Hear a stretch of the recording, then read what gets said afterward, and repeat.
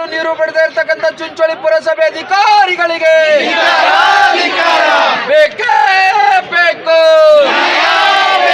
ನಮ್ಮ ಆಶ್ರಯ ಕಾಲೋನಿಯಲ್ಲಿ ಪ್ರತಿಯೊಂದು ಮಕ್ಕಳು ಸರ್ಕಾರಿ ಸ್ಕೂಲ್ಗೆ ಹೋಗ್ತಾರೆ. ನಾವು ಹೋಗ್ಬೇಕಾದ್ರೆ 2 ಕಿಲೋಮೀಟರ್ ದೂರ ಸ್ಕೂಲ್ಗೆ. ನೀರಿಲ್ಲ, ನೀರಿನ ತಕ್ಲೀಫಿ.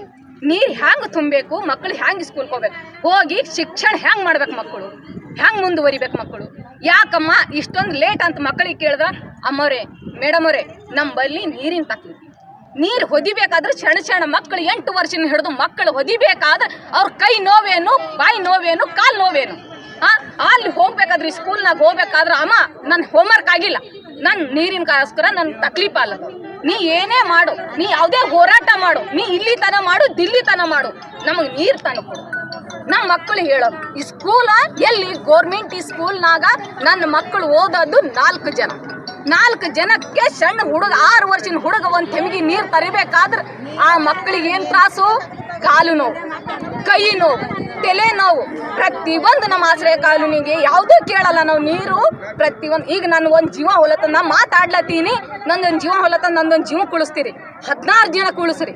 16 ಜನಕ್ಕೆ ನಾನು ಬೇವಾಸ ಆದ್ರೆ ನನಗೆ ನೀರು ಹಾಕ್ತೀರಿ. 16 ಜನ ಮುದುಕರು ಹಾರ, ವಯಸ್ಸಾದವ್ರು ಹಾರ, ಬಿದ್ದವ್ರು ಹಾರ, ಎದ್ದವ್ರು ಹಾರ. ನಮ್ಮಲ್ಲಿ ಆಶ್ರಯ ಕಾಲೋನಿ ಬಡವ್ರು ಹಾರ, ಮಾಡ್ತಿನ ಜನ ಹಾರ.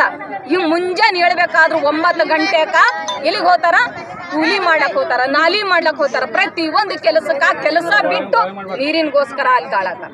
ಇದ್ರಗೋಸ್ಕರ ನಾವು ಅಂತೀವಿ ನೋಡ್ರಿ, ಯಾವ ಬೋರ್ವೆಲ್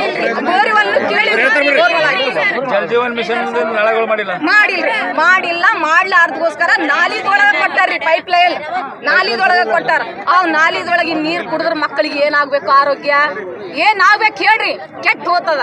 ಆ ಕೆಟ್ಟ ಹೋಗೋದಗೋಸ್ಕರ ನಾವು ಕೈ ಜೋಡಿಸಿ ಹೇಳ್ತೀವ್ರಿ. ನಮ್ಮ ಆಶ್ರಯ ಕಾಲೋನಿ ನೀರಿಂದ ಸಮಸ್ಯೆ ಭಾಳ ಐತಿ. ಸುವರ್ಣ.